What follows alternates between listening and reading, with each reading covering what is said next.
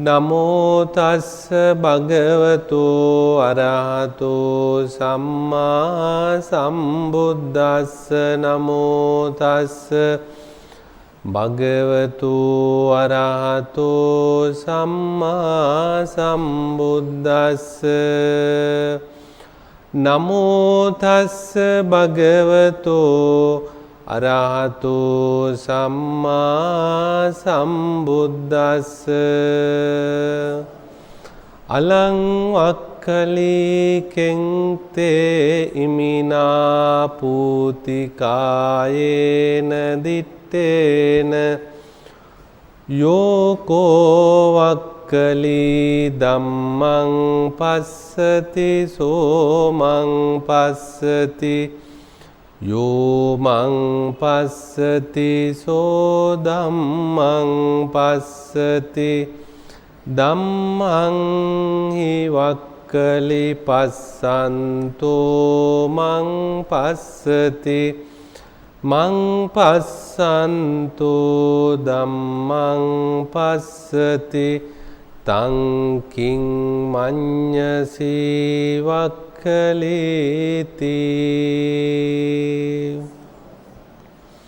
බණ අහන්න සූදානම් වෙන සත්පුරුෂ පින්වත්නි, මේ ඇත්තන්ට අද ධර්ම දේශනාව සඳහා මාතෘකා කරන්නට යෙදුනේ අපේ බුදුරජාණන් වහන්සේ දේශනා කරපු වක්ඛලී සූත්‍රය. මේ වක්ඛලී සූත්‍රය ඇතුළත් වෙලා තිබෙන්නේ සූත්‍ර පිටකයේ සංයුත්ත නිකායේ. බෞද්ධ පිරිස මේ වක්ඛලී ස්වාමීන් වහන්සේ පිළිබඳ ප්‍රවෘත්තිය නිතර අහලා තියෙන දේශනාවක්. නමුත් මං කල්පනා කළා ඒක අහලා තිබුණත් මේ කෙටි අනුශාසනාව සඳහා මේ වක්ඛලී සූත්‍රයම මාතෘකා කරලා ධර්මයේ ටිකක් දේශනා කරන්නට ඕනේ කියන අදහස. මේ වක්ඛලී හාමුදුරුවෝ වයසට ගිහිල්ලා ගමන් කරන අවස්ථාවකදී උන්වහන්සේගේ ගමන අපහසු වෙලා ක්ලාන්ත වෙලා වැටිච්ච අවස්ථාවක ඒ මහමග දැක්ක පිරිස විසින් ඇඳක තියලා ඒ ප්‍රදේශයේ කුම්භකාර ශාලාව කියන ශාලාවේ ගිහිල්ලා තිබ්බා. ඒ කුම්භකාර ශාලාව කියලා කියන්නේ පින්වත්නි, මේ විශාලා මහනුවරම තිබිච්ච තැනක්. අපේ බුදුහාමුදුරුවෝ ඒ වෙනකොට වැඩ හිටියේ වේළුවනාරාමයේ. ඒ වේළුවනාරාමයේම වැඩ ඉන්න අවස්ථාවේ තමයි මේ වක්ඛලී හාමුදුරුවෝ මෙහෙම අසනීප වුණේ. උන්වහන්සේ අර උපස්ථායක ස්වාමීන් වහන්සේට ප්‍රකාශ කළා, බුදුහාමුදුරුවන්ට ගිහින් ප්‍රකාශ කරන්නට තමන් වහන්සේ උන්වහන්සේගේ ශ්‍රී පාදය දොහොත් මුදුන් දී වන්දනා කරන බවත්, දැන් මේ මොහොතේ වක්ඛලී ස්වාමීන් වහන්සේ ඊටාම දුක්ඛිත අසනීප තත්වයට පත් වෙලා ගිලන් වෙලා වාසය කරනවයි බුදුහාමුදුරෝ දකින්ට කැමතියි කියලා. ඒ ස්වාමීන් වහන්සේලා දැනුම් දුන්නට පස්සේ වේළුවනාරාමයට ගිහිල්ලා ඒ බුදුහාමුදුරෝ උදේ කාලේ මේ වක්ඛලී ස්වාමීන් වහන්සේ හමුවෙන්ට පැමුණුණා. ඒ වෙලාවේ පණ උපාසනයක වාඩි වෙලා බුදුහාමුදුරෝ සාමාන්‍ය සියලු දෙනාගේ මහාන ක්‍රමයට කොහොමද වක්ඛලී දැන් ඔබට සැප දුක් සුව සනීප කොහොමද කියලා බුදුහාමුදුරෝ විමසා හිටියා. ආහාර පාන ගන්නට පුළුවන්ද? දුක් වේදනාවන් දැන් අඩුද? මේ ආදි වශයෙන් බුදුහාමුදුරෝ ප්‍රශ්න කර හිටියා. එතකොට වක්ඛලී ස්වාමීන් වහන්සේ ප්‍රකාශ කළා, බුදුහාමුදුරෝනේ මට දැන් ආහාර පාන ගන්නත් බෑ, මගේ දුක් වේදනාව එන්න වැඩි වෙනෝ මිසක් අඩු වෙන්නේ නැහැ. මට ජීවත් වීමත් ඉතා අපහසු කාර්යයක් කියලා බුදුහාමුදුරන්ට ප්‍රකාශ කළා.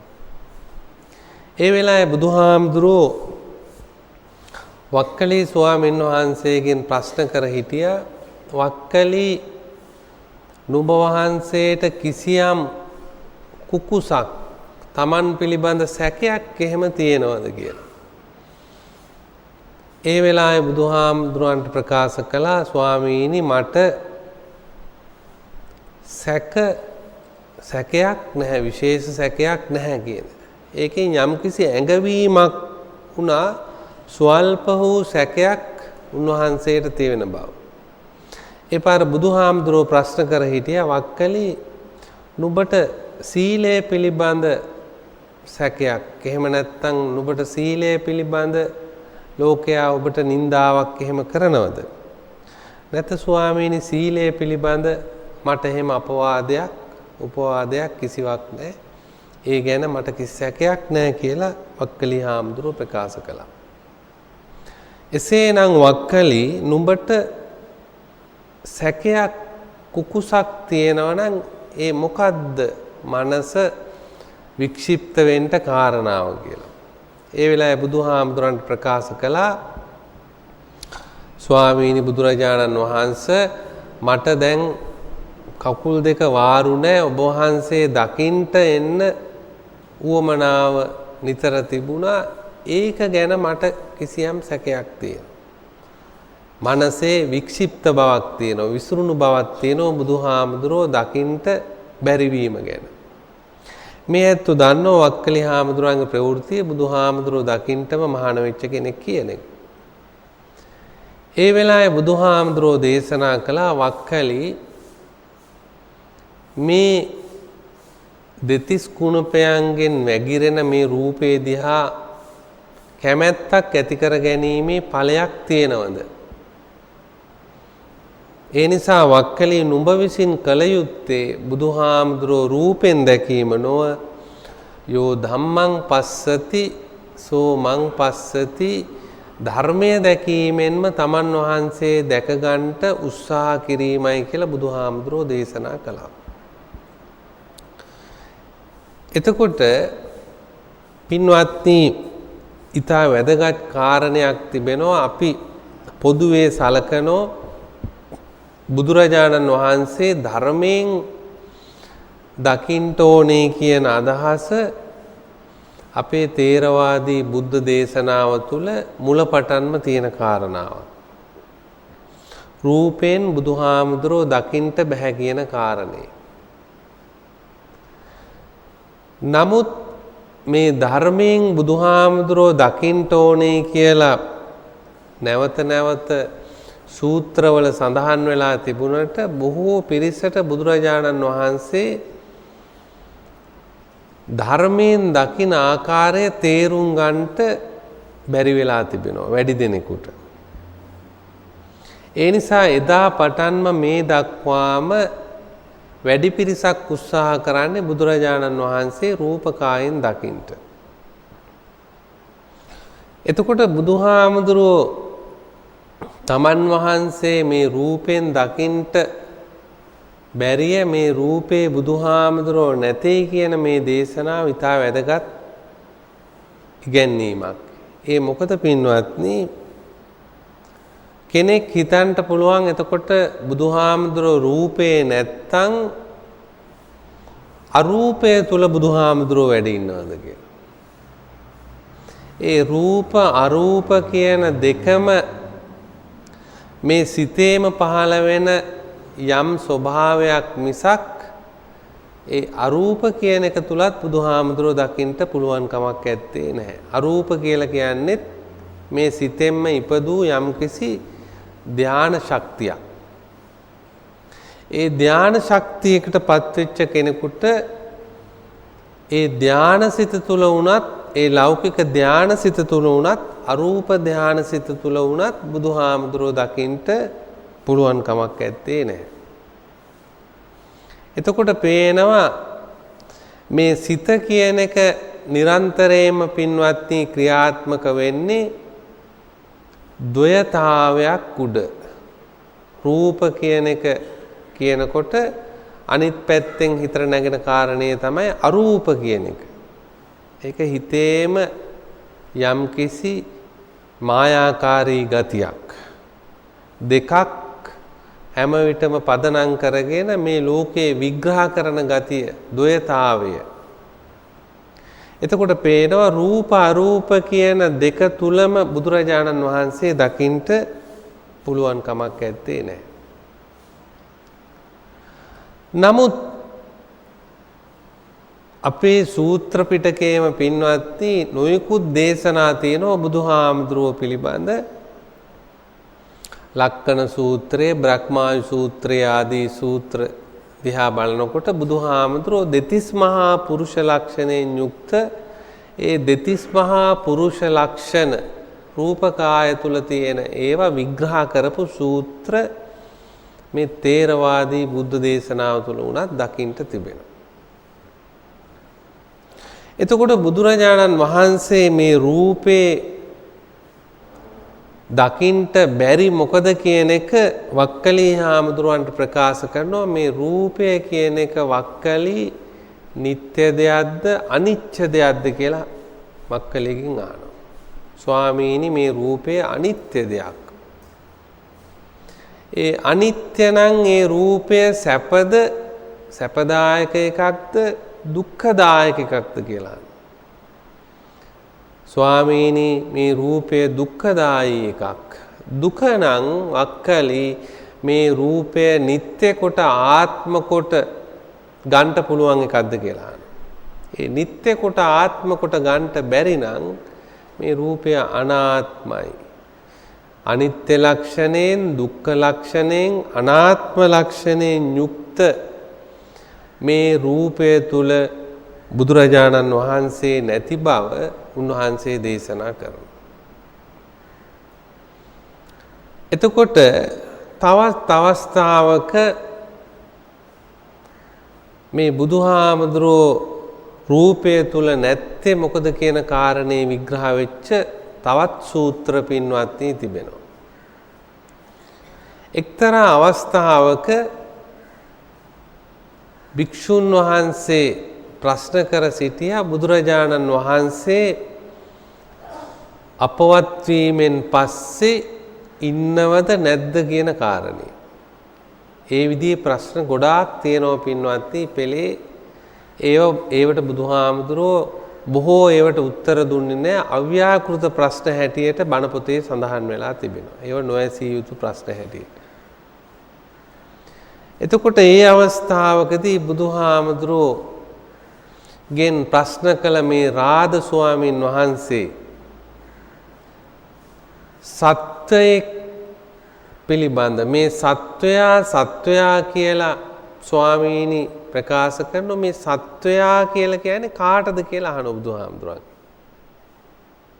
ඒ සත්වයා කියලා කියන්නේ කාටද කියලා අහුවා බුදුරජාණන් වහන්සේ උත්තර දෙනවා රූපේකෝ රාද යෝ ඡන්தோ යෝ රාගෝ යා නන්දි යා තණ්හා తත්‍ර සත්තෝ තත්‍ර විසත්තෝ.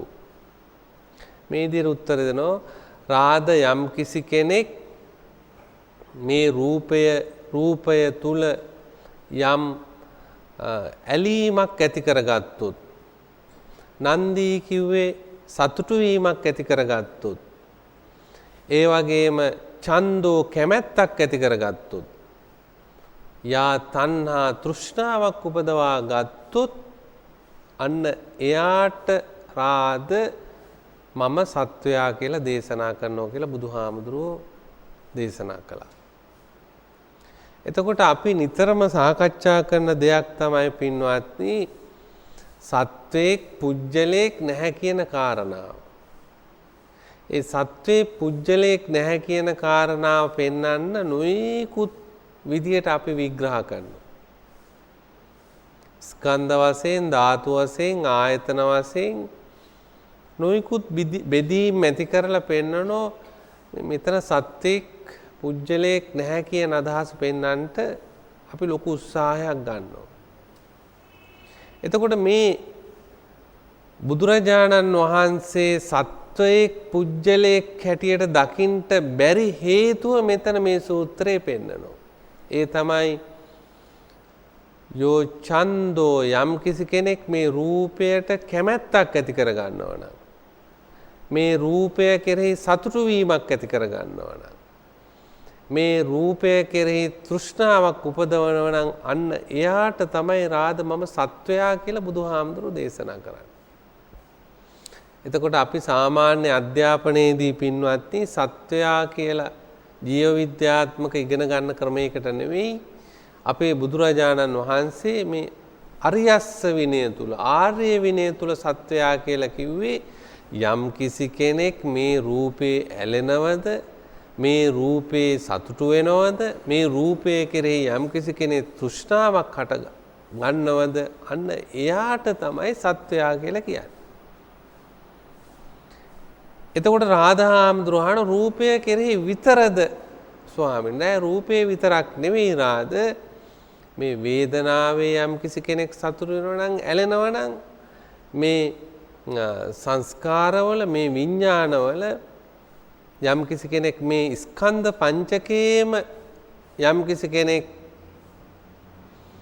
සතුටක් නන්දියක් රාගයක් තෘෂ්ණාවක් උපදවනවා නම් අන්න එයාට තමයි සත්වයා කියලා කියන්නේ කියලා බුදුහාමුදුරෝ දේශනා කරනවා. එතකොට පින්වත්නි නිවන් අවබෝධ කරන්ට යන උපාසක උපාසිකාවන් ගිහි පැවිදි හැම කෙනෙක්ම තේරුම් ගන්නට ඕන අපේ බුදුරජාණන් වහන්සේ සත්වයා පුජ්‍යලයා කියලා දේශනා කරේ කුමන අදහසකින්ද කියලා. ඒ අදහස ඒ අවබෝධය අපිට නැතුව කොච්චර මේක බෙද බෙදා විග්‍රහ කළා මෙතන සත්‍ය පුජ්‍යලයක් නැහැ කියලා ප්‍රකාශ කළත් අර මූලික સિદ્ધාන්තය මූලික ක්‍රමය අපේ බුදුහාමුදුරුවෝ උගන්වන ක්‍රමයට අපි ඒක තේරුම් නොගත්තොත් අපි කොච්චර බෙදීම් වලට ගියත් අපේ මනස තුල අර සත්ත්ව සංඥාව කියන එක පහළ කරනවා. මේ විශ්වයේ ඇති යම් තාක් ස්වභාවයක් තියෙනවා නම් ඒ සියලුම ස්වභාවයන්ට බුදුහාමුදුරුවෝ ධර්ම කියන වචනේ පාවිච්චි කරනවා. මෙතන ධර්මයේ දකින්නවා කියලා කියන්නේ බුදුහාමුදුරුවෝ දේශනා කරපු මේ ධර්මයේ ජීවිතයට සම්බන්ධ කරලා ජීවිතයේ ඇසුරෙන් යම් කිසි කෙනෙක් මේ ධර්මයේ විග්‍රහ කරගන්නවා නම් අන්න ඒ ඇත්තට පුළුවන්කම තිබෙනවා ධර්මය දැකීමෙන් බුදුරජාණන් වහන්සේ දකින්ට. එතකොට මේ බුදුරජාණන් වහන්සේ දකින්ට ධර්මය දැකීමෙන් පුළුවන්කම ඇති වෙන්න පින්වත්නි ඒ ධර්මය දකින්න එක්කෙනා අවබෝධ කරගන්නේ මොනවද? නව ලෝතුරා ධර්මය. ඒ අර භාවිතේ පහසුව සඳහා ඒකටත් ධර්මයේ කියලා කිව්වට ඒ සියලුම ධර්මයන් නිරෝධ වීමෙන් හටගත්තා වූ සත්‍ය අවබෝධය තමයි මේ නවලෝතුරා ධර්ම කියන වචනෙන් පෙන්눔 කරන්නේ. එතකොට යම් කිසි කෙනෙක් ධර්මය දැකීමෙන් කුමක්ද අවබෝධ කරන්නේ? නවලෝතුරා ධර්මය. ඒ කියන්නේ සෝතාපන්න තත්ත්වයටපත් වුණොත් අන්න ටිකක් බුදුහාමුදුරුවෝ දකිනවා. සකෘදාගාමි තත්ත්වයකටපත් වුණොත් ඊටත් වඩා ටිකක් බුදුහාමුදුරුවෝ දකිනවා. අනාගාමි තත්ත්වයකටපත් වුණොත් ඊටත් එහා බුදුහාමුදුරුවෝ දකිනවා. අරහත් භාවය සාක්ෂාත් කළොත් අන්න ඒ ඇත්තා පින්වත්නි සම්පූර්ණයෙන්ම බුදුරජාණන් වහන්සේ බුදුන් දකිනවා. ඒ බුදුන් දකිනවා කියලා කිව්වේ චතුරාර්ය සත්‍ය ප්‍රත්‍යක්ෂ කරනවා. චතුරාර්ය සත්‍ය ප්‍රත්‍යක්ෂ කිරීමයි එතන බුදුන් දැකීම කියලා කිව්වේ. අවබෝධ ඥාණයටපත් වෙනවා. එතකොට පේනවා ඒ අවබෝධ ඥාණයට පත් වෙනවා කියලා කියන්නේ ඕරම්භාගීය සංයෝජනයන් වගේම උද්දම්භාගීය සංයෝජන කියන දස සංයෝජනයන් සම්පූර්ණයෙන්ම ප්‍රහාණයට පත් කිරීම පත් කිරීමෙන් තමයි බුදුරජාණන් වහන්සේ දකින්ට යම් කෙනෙකුට පුළුවන්කම ලැබෙන්නේ. එතකොට මේ ඕරම් භාගය උද්දම් භාගය කියන දස සංයෝජනයන් පින්වත්නි බුදුහාමුදුරෝ දේශනා කරපු අර තෙවලා බුද්ධ වචනේ ඇතුළත් කොටස්. ඒ බුදුහාමුදුරෝ දේශනා කරපු තෙවලා බුද්ධ වචනේ ඇතුළත් ඒ දස සංයෝජනයන් මූලික වශයෙන් ඒවා උන්වහන්සේ අලුතෙන් නිර්මාණය කළ දේශනා කරපු ඒව නෙමෙයි පුතුජන සත්‍යයේ තුල පවත්නා වූ ස්වභාවයක් හැටියටයි උන්වහන්සේ ඒව දේශනා කළේ.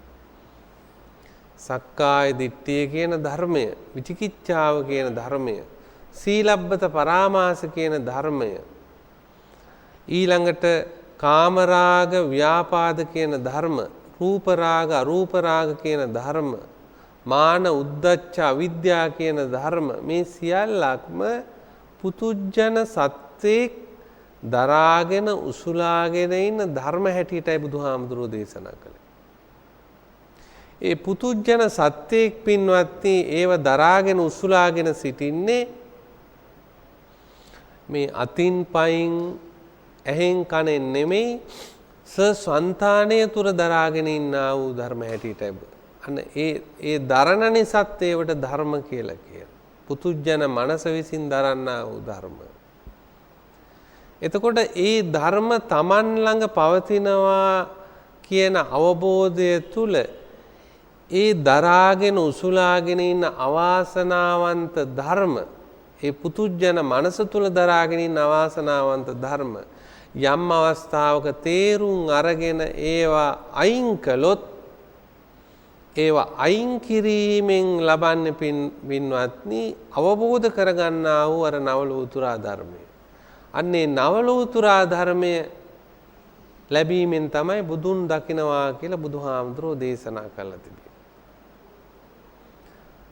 එතකොට පේනවා එහෙමනම් මේ පුතුජන මනස තුල කෙලෙස් වලින් වැහිච්ච මනස තුල කිසි විටකවත් බුදුහාමුදුරුවෝ දකින්න බෑ කියන අදහස එතනින් අපිට අවබෝධ වෙනවා. අපි කෙලෙස් අපි ළඟ වැඩි වැඩියෙන් තියෙනවා නම් කෙලෙස් බහුල කොට පවත්නවා නම් අපි කෙතෙක් බුදුරජාණන් වහන්සේ දකින්න උත්සාහ කළත් අපිට බුදුරජාණන් වහන්සේ කවදාවත් දකින්න පුළුවන් කමක් නැත්තේ. ඒ නිසා බුදුහාමුදුරුවෝ දකින්ට යම් කිසි කෙනෙක් කැමති වෙනවා නම් ගිහි කෙනෙක් හරි පැවිදි කෙනෙක් උපාසක උපාසිකාවක් බුදුහාමුදුරුවෝ දකින්ට කැමති වෙනවා නම් අපි කෙලෙස් අඩු කරගන්න ඕන. කෙලෙස් අඩු කරන්න ඕන නම් පින්වත්නි අපි ධර්මය දකින්න ඕන. ඒ ධර්මය දකින්න නම් ඒ ධර්මය දකිනවා කියලා කියන්නේ ඕවා නම් වශයෙන් විස්තර වශයෙන් කටපාඩම් කර ගැනීම නෙමෙයි, අපි ළඟ මේවා ඇති බව අපි තේරුම් ගන්න ඕන. අපි ළඟ මේවා ඇති බව තේරුම් ගත්තොත් විතරයි අන්නේ කෙලෙස් වලින් අපිට පින්වත්නි අයින් වෙන්න පුළුවන්කම තියෙන්නේ. අපි කල්පනා කළොත් අර රාධහාමුදුරන්ට ප්‍රකාශ කර විදියට, එහෙම නැත්නම් වක්කලී හාමුදුරන්ට ප්‍රකාශ කර විදියට යම් කිසි කෙනෙක් මේ රූපය කෙරෙහි යෝ ඡන්தோ යෝ රාගෝ යා නන්දි යා තණ්හා යම් කිසි කෙනෙක් ඇලීමක් තදින් ඇලිලා ඉන්නව නම් මේ රූපේට,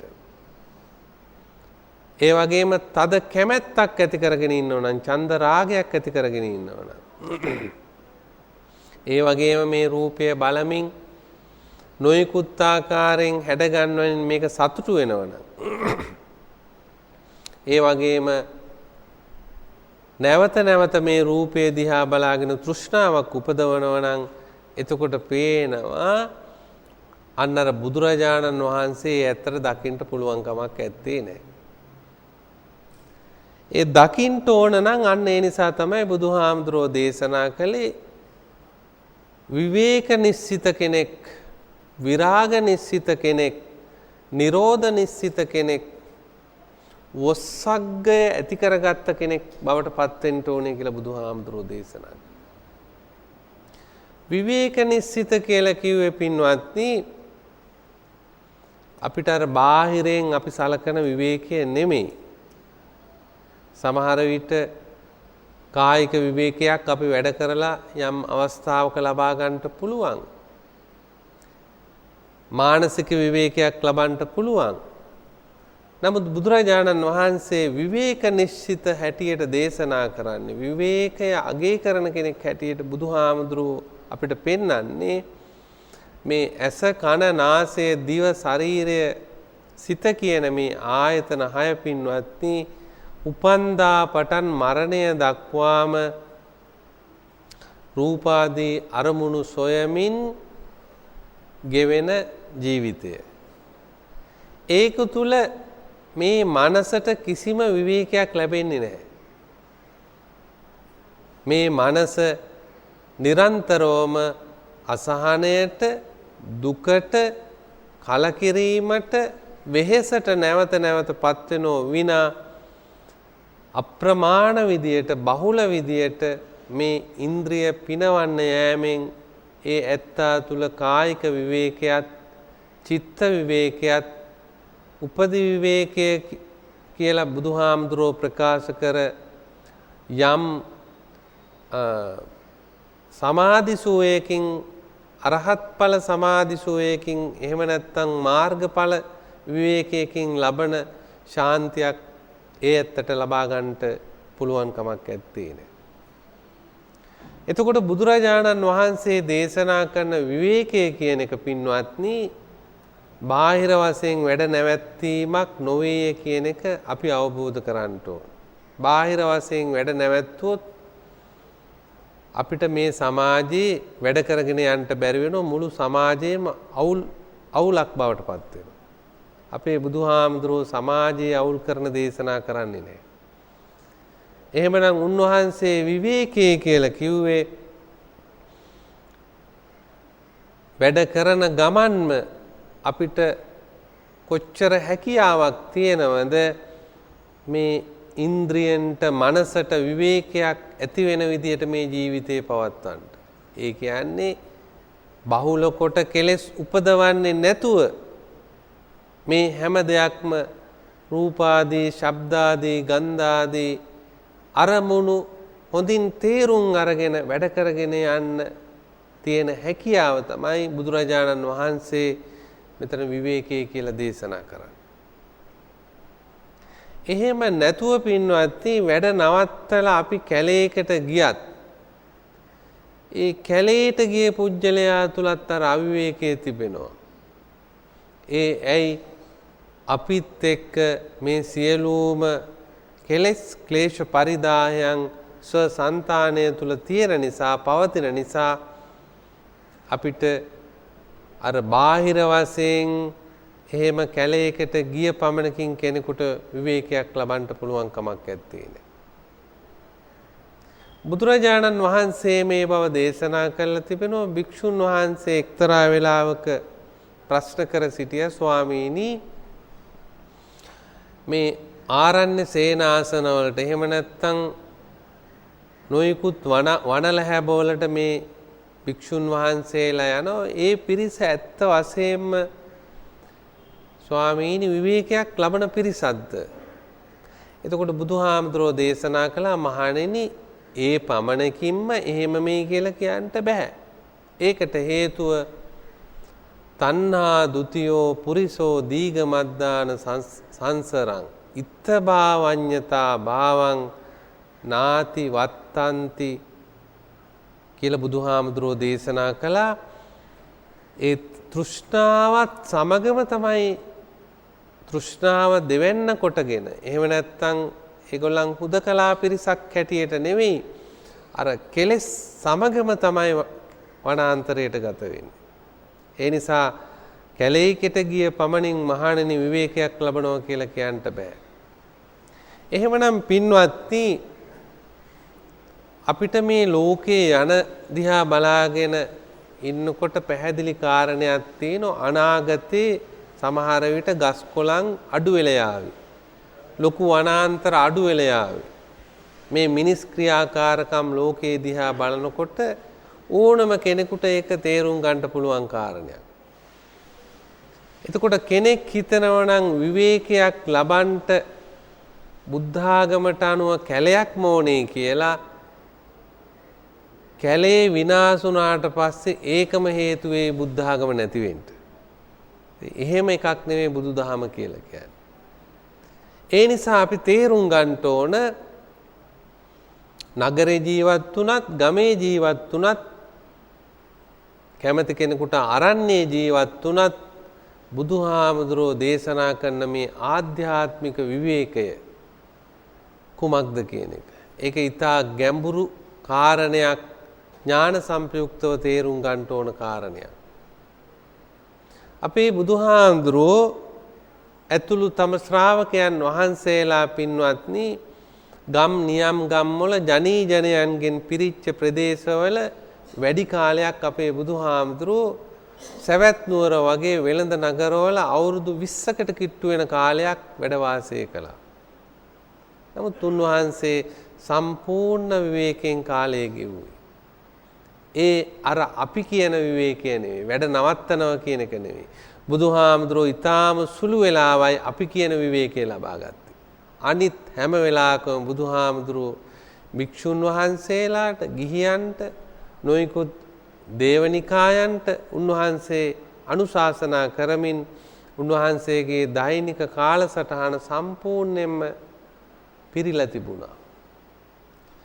එතකොට පේනවා වැරදි බුද්ධ දේශනාව තුළ තියෙන වැරදි විග්‍රහ, වැරදි විදියට විග්‍රහ කිරීම නිසා හුඟක් අය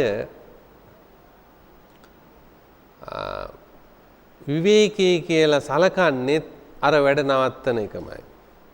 ඊළඟට විරාග නිස්සිත. විරාග කියලා කියන්නේ අර විවේකයේ ලබා ගන්න කෙනා. විරාග කියලා කියන්නේ නොඇලීම පුරුදු කිරීම. කොහොමද ඇහෙන් බලලා නොඇලී වාසය කරන්නේ? මේ රූපාදී නානාවිද අරමුණු විශේෂයි. ශබ්දාදී අරමුණු විශේෂයි නොඇලී වාසය කරන්නට උවමනා කරන ශක්තිය පින්වත්නි තමා තුළ ගොඩනගා ගන්නට හැකියාවක් ලබා තියෙන්න. ඊළඟට නිරෝධ නිස්සිත. නිරෝධ කියන එක අර විවේකයටපත් වුණු ඊළඟට නොඇලීමටපත් වුණු ඒ අවස්ථාව ඉතා ගැඹුරුම අවස්ථාවක් තමයි මේ නිරෝධ නිස්සිත කියලා බුදුහාමුදුරෝ දේශනා කළේ.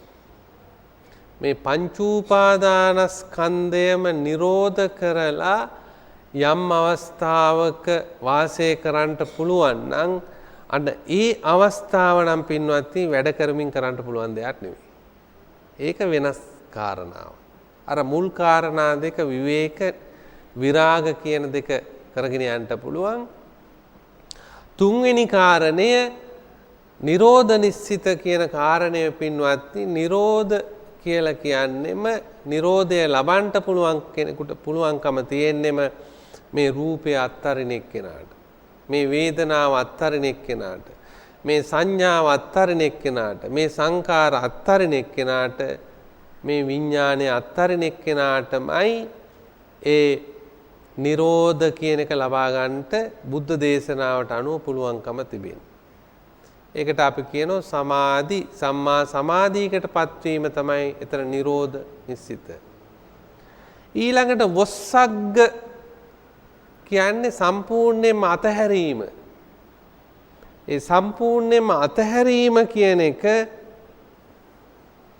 යම් කිසි කෙනෙක් විතර්කය යටපත් කරලා පංච උපාදානස්කන්ධ සම්පූර්ණයෙන්ම යටපත් කරලා ලබාගත් සමාධියක් තුලින් ඒ ඇත්ත තේරුම් ගන්නව මොකද්ද මේ අනිච්චානුදර්ශනය කියන එක.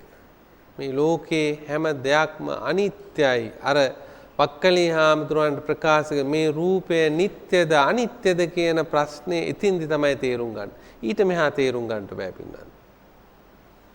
අර රාධා හාමුදුරුවන්ට ප්‍රකාශ කරපු මේ සත්ත්ව සංඥාව කියන එක තේරුම් ගන්න ඉතින්දි මේ රූපේ යම් කිසි කෙනෙක් ඇලුනහම එතන තමයි මේ සත්වයා කියන එක්කෙනාගේ උත්පත්තිය හට ගැනීම තියෙන්නේ කියන කාරණේ තේරුම් ගන්න පුළුවන්කම තියෙන. ඒතර ඒ ගැඹුරු දර්ශනයක්.